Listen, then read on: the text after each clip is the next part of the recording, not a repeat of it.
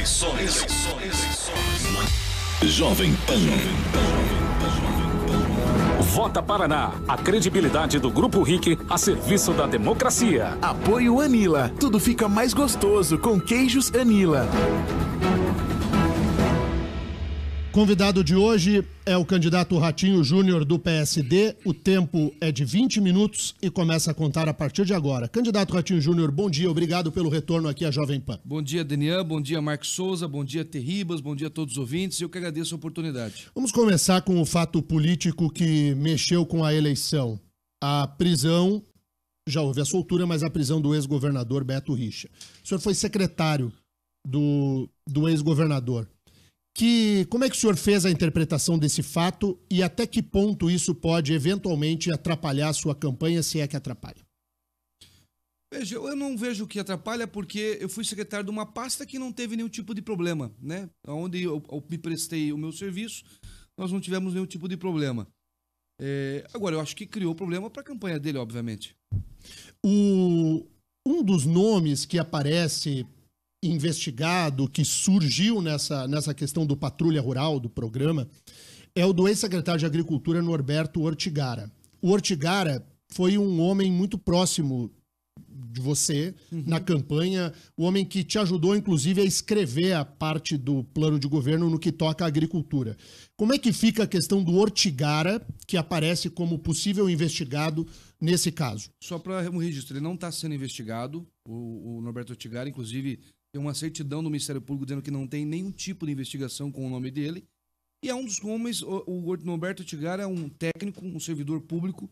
Há 40 anos trabalha como servidor público no governo do Estado, serviu 11 governadores. E é um dos homens, talvez entre os 5 homens do Brasil, que mais conhece sobre agronegócio. A secretaria dele não foi quem fez a gestão da Patrulha Rural.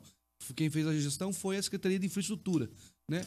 A Patrulha Rural, obviamente, como o nome é Patrulha Rural, pensa-se que estava na Secretaria de Agricultura. Mas quem fez as licitações, o gerenciamento, a Secretaria de Agricultura, através da Codapar, era o órgão técnico que fazia o projeto, né? E o engenheiro fazia a análise vamos dizer assim, das obras. Mas quem tocou foi a Secretaria de Infraestrutura. Tanto é que ele não é investigado. E é um dos homens mais capacitados que eu tive a oportunidade de conhecer. No que toca, candidato Ratinho Júnior, há um discurso que talvez seja o discurso basilar da sua campanha. O da mudança para o novo, de que há uma ideia de uma nova forma de se fazer política. Ontem foi exibido um direito de resposta seu no horário eleitoral, em que você, me permita chamá-lo de você pela questão de idade. Por favor. Sempre reiterando a questão de uma nova forma de fazer política, mas boa parte dos seus aliados são políticos tradicionais, políticos com muitos anos aí de atividade na política. Como fazer o discurso do novo se quem está ao seu redor são pessoas de longa história aí na vida pública? Veja, Denian, primeiro que o fato de se fazer... Quando a gente fala assim, nós vamos fazer um novo jeito de fazer política, não é uma questão de idade. É uma questão de tese, de projeto, de modelo de gestão. Esse modelo de gestão brasileiro público dos últimos 30, 40 anos não deu certo, faliu. As pessoas não confiam mais. As pessoas não acreditam mais nesse modelo. Então, a minha geração tem a obrigação de apresentar uma nova metodologia de trabalho, que é o que eu estou propondo. Tanto é que começa pela minha chapa. A minha chapa não são pessoas do meio político que estão aí há muitos anos. Apesar de serem pessoas relativamente com experiência de vida, mas nunca foram candidatos. O nosso senador é o professor Oriovisto, fundador do Grupo Positivo, um dos homens mais respeitados no país, empresário que gera 10 mil empregos no nosso estado, começou de baixo, quer dizer, tem uma história muito bonita, sempre acreditou no Paraná, está crescendo muito nas pesquisas, é impressionante o volume de crescimento do professor Oriovisto, porque à medida que as pessoas conhecem a sua história, sabe que é um homem sério, um homem que não vai lá no Senado para ficar defendendo seus interesses pessoais, e sim para defender o interesse do Paraná, até porque não precisa absolutamente nada disso e tem um caráter realmente de se orgulhar. E o meu vice é o Darcy Piana, que é um homem que nunca participou de política também, presidente da Federação do Comércio do Paraná, que gera um setor que gera 63% dos empregos do nosso estado. E são duas pessoas que não precisam da política, e que aceitaram entrar nesse projeto porque confiam no projeto, que é um projeto realmente sincero e um projeto moderno para o Paraná. Então, eu estou muito tranquilo. Eu tenho buscado me cercar com pessoas boas, pessoas de bem e pessoas que têm compromisso com o Estado. As pesquisas eleitorais mostram que a sua candidatura pode matar a eleição no primeiro turno. É com esse cenário que a campanha caminhará nesses dias até domingo, dia 7 de outubro, do esforço da eleição no primeiro turno? Como que esse tipo de análise é feita pela sua campanha? Porque hoje nós temos o discurso dos seus adversários é de vamos levar a eleição ao segundo turno. Uhum. Qual é politicamente a postura do candidato Ratinho Júnior nesse cenário? Eu me preparei, Daniel, psicologicamente, e a nossa equipe também, né, nosso time, para uma eleição de 2 turnos. Porque uma eleição de governo não existe uma eleição fácil. Toda eleição de governo é muito dura, muito difícil. Mas eu me preparei para uma eleição de 2 turnos. Mas nós temos muita viabilidade, segundo as pesquisas, nossas internas e pesquisas que já foram divulgadas, da possibilidade de ganhar no primeiro turno. Então nós estamos trabalhando muito. Né? Se vai ser a vitória no primeiro turno ou no segundo turno, nós não sabemos. Isso quem vai decidir é o eleitor.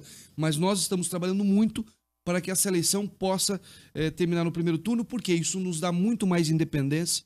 A gente começa a trabalhar antes, já na formação do secretariado, você já começa a planejar o governo nessa montagem de equipe, ganha praticamente um mês de trabalho. Então isso tudo, obviamente, facilita bastante e, obviamente, acaba colaborando, né?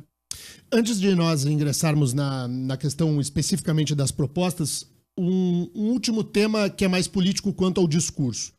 Outro discurso seu na campanha, além do novo, é o discurso do corte de privilégios. Sim. Até que ponto, candidato, o discurso do corte de privilégios ele é real e quanto ele é aquele discurso que todo mundo quer ouvir?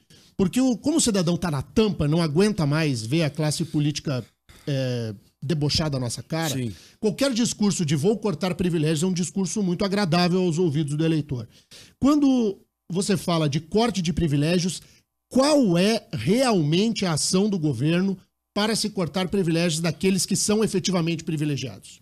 Veja, eu tenho dito, e é o meu compromisso, e vou fazer isso, assumindo em janeiro, cortar essas regalias monárquicas que ao longo dos anos, eu não falo de um governo, mas ao longo dos anos, das décadas, foram se acumulando. O que aconteceu, Daniel? O que a política tradicional fez ao longo dos anos? Isso não é um problema do Brasil, isso é um problema do Paraná, isso é um problema do Brasil.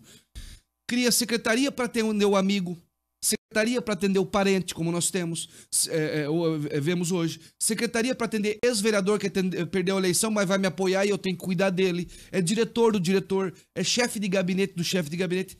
A máquina pública ela vai enchendo tanto que quando você vê, os impostos que as pessoas pagam já não alimentam mais essa máquina. Então isso foi acumulando ao longo do tempo. A política tradicional acabou fazendo isso. A minha proposta, cortar em 50% o número de secretarias. E quando eu falo acabar com as mordomias, vender a chácara do governador, ou da governadora, quem está no cargo, né, que se beneficia dela quando está no cargo, vender a chácara, vender a ilha, que não é vender, na verdade, é criar algo que possa gerar renda e emprego, e não despesa para o Estado.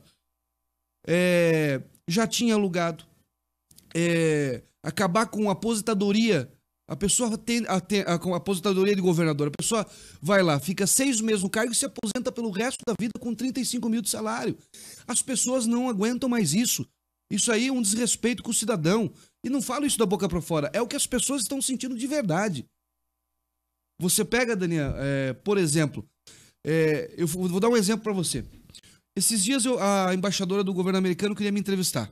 Obviamente, devia estar fazendo isso com vários candidatos do Brasil para fazer algum tipo de relatório para o governo americano. Ela veio de Brasília para Curitiba, onde marcamos um horário no escritório. Ela foi de táxi. O táxi ficou esperando ela. Aí ela pegou, terminamos a reunião, ela pegou o táxi e voltou para o aeroporto. O país mais rico do planeta. Ela poderia ter um chofer, poderia ter um carro, um carro bonito, né, um carro confortável. Foi de táxi. Então, assim, se o país mais rico do planeta usa metodologia para racionalizar o dinheiro, como nós, que somos um país subdesenvolvido, que temos dificuldade financeira de, inclusive, muitas vezes, consertar uma viatura, vamos esbanjar. Então, o fato de cortar a mordomia, não é que isso vai trazer muita diminuição no gasto público, mas é simbólico. É você dar o exemplo para que os demais cargos de baixo, não gastem dinheiro à toa. Então, quando há uma proposta de corte de metade das secretarias, não está necessariamente vinculado a uma diminuição de 50% do número de cargos do governo. Não, diminui os cargos que ele representava para ela, né? Mas não é um volume total. Não é. Tem um significado financeiro que você diminui. A média de cálculo que nós chegamos, nossos técnicos, nós não nos aprofundamos, porque você tem que estar dentro da máquina daí para você ter mais informações, é de 300 mil por mês por secretaria. Né? Então, aí você dá um volume de 4 anos, daí dá um volume. Mas, por exemplo, a chácara do governador, o que eu vou fazer? Vou vender a chácara do governador, que vale alguns milhões, e vou construir um colégio agrícola 4.0 no Parque Castelo Branco, que possa ser focado a melhorar, levar tecnologia para a agricultura familiar. A região metropolitana de Curitiba é o maior produtor de hortifruti granjeiro do país. Nós temos que levar tecnologia para essas pessoas. Temos que ensinar os filhos dos agricultores para que possam ficar no campo com qualificação. Né? A ilha do governador, que a ilha é uma concessão, o governo federal te concede para o uso do Estado. Nós não vamos vender a ilha como fosse um imóvel qualquer. Nós vamos convidar, né, fazer uma licitação para atrair uma pousada ecológica que possa ali gerar emprego, né, possa ali gerar um turismo, e tem potencial para isso. Marcos Souza, o que os ouvintes querem saber do candidato Ratinho Júnior? Várias perguntas, Deninha. Uma delas é do Bruno, de São José dos Pinhais. Pergunta sobre os pedágios, que é uma dúvida recorrente entre os eleitores, entre os paranaenses. O que fazer para baixar a tarifa? Olha, primeiro tem que esperar vencer o contrato. Se alguém falar alguma coisa diferente, está mentindo para a população. O contrato vence em 2021. Janeiro de 2021. Então até 2021 não muda nada. Não tem o que fazer. Se alguém falar alguma coisa diferente, está mentindo para a população, como já fizeram várias vezes. Nós não podemos mentir. Esses dias eu vi uma candidata falando que eu não vou renovar os pedágios. Mentira, não pode renovar os pedágios. Existe uma lei federal que proíbe a renovação dos pedágios. Então nós não podemos mais tratar o pedágio como demagogia política. E eu não vou mentir para o eleitor. Então tem que esperar até 2019, janeiro de 2019, para que possa fazer uma nova licitação. O que eu defendo, Delinha? E o nosso ouvinte, como é que é o nome dele? O Bruno. O Bruno. Eu defendo, Bruno, fazer uma licitação internacional, convidando os fundos de investimento de infraestrutura do mundo inteiro para participar dessa licitação, para que a gente, primeiro, evite o conchavo, como aconteceu na Lava Jato, que a empresa A combinava com a empresa B. Quando você faz uma licitação internacional, você inibe com que isso aconteça, com duas exigências importantes. Primeira, que a tarifa abaixe, que é aí sim o que o Tribunal de Contas da União já fez estudos que tem que baixar entre 40% e 50% nesse novo contrato que vier a acontecer, e que as obras aconteçam, Deninha, logo no início do contrato, na assinatura do contrato, que foi outro erro dessa concessão que aconteceu agora em 97, quando foi implantado, que jogaram para depois de 2 décadas as obras começarem. Então, quer dizer, o cidadão ficou pagando, o paranaense ficou pagando o pedágio durante 20 anos sem ter o benefício. Então, eu defendo esse modelo. O ouvinte Nil e outros ouvintes também mandaram a mesma pergunta, até seus adversários estão jogando com isso, sobre a ilha do governador, que seria uma ilha da União. Sim, eu acabei de explicar. Eu tenho consciência disso. Toda a ilha, seja ela fluvial, entre rio ou de mar, ela é uma concessão da Marinha, do governo federal. Só que o Paraná tem o direito de exploração. Então, em vez de a gente ter um custo para atender a família do governador, eu defendo que a gente faça uma licitação e possa dali transformar num resort ecológico, para atrair obviamente, turismo e renda e emprego para aquela região. O Adriano de Cafelândia, no interior, quer saber suas propostas para o setor de infraestrutura, em especial a malha ferroviária. Olha, primeiro o Paraná, que é um erro não só do nosso estado, mas do Brasil, na área pública, nós não trabalhamos com planejamento a médio e longo prazo. Esse é um grande erro do gestor público brasileiro, na sua grande maioria. Diferente dos países do primeiro mundo, diferente dos asiáticos, eles trabalham com planejamento a médio e longo prazo. O Paraná, até hoje, nunca teve um plano diretor de infraestrutura. Então, nós vamos implantar um plano diretor de infraestrutura para poder planejar quais são as ferrovias que nós temos que começar a fazer estudo para daqui 10, 15 anos, quais são as rodovias que nós temos que modernizar daqui 10, 15, 20 anos. Então, na questão férrea, existe uma empresa prestadora de serviços, que é a Rumo, hoje que tem a concessão de boa parte das linhas férreas do Paraná. Essa empresa Rumo, pela informação que eu tenho, está tentando uma renovação do contrato com o governo federal, porque daí é a concessão do governo federal. E nós temos a Ferroeste. A Ferroeste ela precisa ser modernizada. Por quê? Hoje, quando ela foi implantada, a capacidade de transporte da Ferroeste era de 20 toneladas por eixo. Hoje, já os containers, né, o que já é transportado é 40 toneladas por eixo. Então nós temos que modernizar ela, estender ela até Guaíra, para fazer em Guaíra uma central de recebimento de grãos que vem do Mato Grosso, que vem do Paraguai, que desce de Balsa, e dali trazer até Paranaguá. E buscar trabalhar, que esse é um outro projeto importante, fazer com que essa Ferroeste possa ter uma integração numa segunda linha de Paranaguá a Curitiba, né? Porque essa linha hoje que nós temos de Paranaguá a Curitiba já é uma que foi feita pelos irmãos Rebouças, pelos engenheiros Rebouças, pelos primeiros engenheiros negros do país. Foram feitas essa estrada de ferro que nós temos Curitiba-Paranaguá. Elas são uma estrada que tem a concessão da Rumo, então a Rumo tem o direito de passagem nela, não a Ferroeste. A Ferroeste tem que pedir licença para isso. E a ideia é fazer um novo trajeto, um trajeto que possa ser mais rápido, que possa ter mais velocidade o trem, e automaticamente criando um segundo ramal de transporte ferro. O candidato pensa em vender a Ferroeste? Veja, a Ferroeste, hoje ela é deficitária. Se nós não conseguirmos fazer esse ramal Paranaguá, Curitiba, que ligue a Ferroeste e estender ela até Guaíra, ela é inviável. Então nós temos que buscar primeiro essa solução de tentar viabilizar ela. Se não, aí tem que fazer uma parceria público-privada. E sobre privatizações, muita gente perguntando o que dá para vender das estatais do Paraná. Aí tem que fazer um estudo mais aprofundado daquilo que é viável. Por exemplo, o que nós vamos vender, que daí não seria uma privatização, mas é se desfazer de algo que é supérfluo para investir naquilo que é necessário. Por exemplo, o Paraná tem 6 mil imóveis. 6 mil imóveis. E aluga mais 1.800 o governo do estado. Alguma coisa está errada. Isso tem que ser estudado e tem muito imóvel que você pode vender. Então, nós temos um reflorestamento de 36 mil hectares, que vale algumas centenas de milhões. O que justifica para o governo do estado ter um reflorestamento de 36 mil hectares, muitas vezes faltando dinheiro para fazer infraestrutura para o estado? Mas essa questão, Mark, desse tipo de privatização, isso é meter a mão numa cumbuca que sabidamente vai dar repercussão, tanto na Assembleia quanto o Ministério Público do Meio Ambiente vai reclamar. Vale a pena gastar energia, candidato, em questões dessa natureza? Você está pronto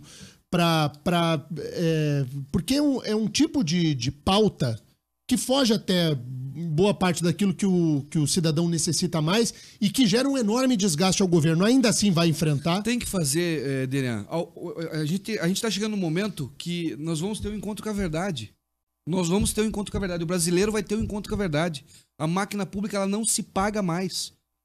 Aí o que faz? A máquina pública não se paga mais, vai no bolso do trabalhador, ninguém aguenta mais pagar imposto. Ou você enxuga ela e otimiza. Por quê? Obviamente, Copel e Sanepar é indiscutível. São duas empresas de excelência, fazem um bom trabalho e dão lucro, e dão muito lucro. Mas tem empresas que foram criadas na década de 60, 70, que não justifica mais existir. Elas foram criadas porque não tinha competitividade, não tinha outros prestadores de serviço. Então, o que você tem que fazer? Você tem que otimizar. Aquilo que você tem hoje, competitividade, que você pode fazer licitação, que você tem outros prestadores de serviço, não justifica. Então, a ideia é você... por exemplo, uma frota de 22 mil carros tem o governo do estado. Por que não faz uma parceria com os taxistas, por exemplo? Só o Ministério do Planejamento fez um teste em Brasília com um aplicativo de táxi. Eles economizaram só em Brasília, de frota do Ministério, 5 milhões por ano. E custo, seja na iniciativa privada ou na área pública, é igual unha. Toda hora você tem que estar cortando, senão ele vai crescendo, ele vai crescendo. Nós temos uma folha de pagamento do Estado de 31 bi, dos 59 bilhões de arrecadação do Estado, que é todos os impostos que nós pagamos, dos 59 bi, 31 é pagamento de folha. Ela cresce sem você dar 1% de aumento, sem você dar nada de aumento, ela cresce de forma vegetativa 4% ao ano. De prêmios, licenças prêmios, de promoções. Então, assim, se você não racionalizar o dinheiro e se desfazer daquilo que é supérfluo, que não interessa ao cidadão, nós vamos continuar bancando uma máquina pública lerda e custosa para o cidadão. Candidato Ratinho Júnior, 30 segundos para sua despedida aqui. Olha, eu quero agradecer à Jovem Pan, agradecer mais uma vez a oportunidade de estar aqui, agradecer aos ouvintes, agradecer as palavras de incentivo, toda essa mobilização. O Paraná é governado, isso não é uma crítica, é apenas um fato histórico. O Paraná é governado há 30, 40 anos por 2 ou 3 famílias que fizeram a sua parte, que foram importantes, que colaboraram com o desenvolvimento do Estado. Agora, chegou o momento de mudarmos essa página. O Paraná não pode ser um patrimônio familiar. O meu compromisso é de implantar uma nova metodologia de trabalho que possa fazer do Paraná referência em gestão pública para o Brasil. Eu tenho convicção que isso é possível com o time que nós estamos construindo. O professor Uriel Visto, nosso senador, o Darcy Piana, meu vice, pessoas que estão comprometidas em construir um projeto moderno para o Paraná. E eu não sou filho da política, sou filho do trabalho. Por isso quero pedir aqui a oportunidade de ter o voto de vocês para o nosso senador e, obviamente, para a nossa candidatura, Ratinho Júnior, governador 55. Muito obrigado. Quem quiser ouvir mais das propostas do Ratinho Júnior, sintonize daqui uns minutinhos na tela da RIC TV Record.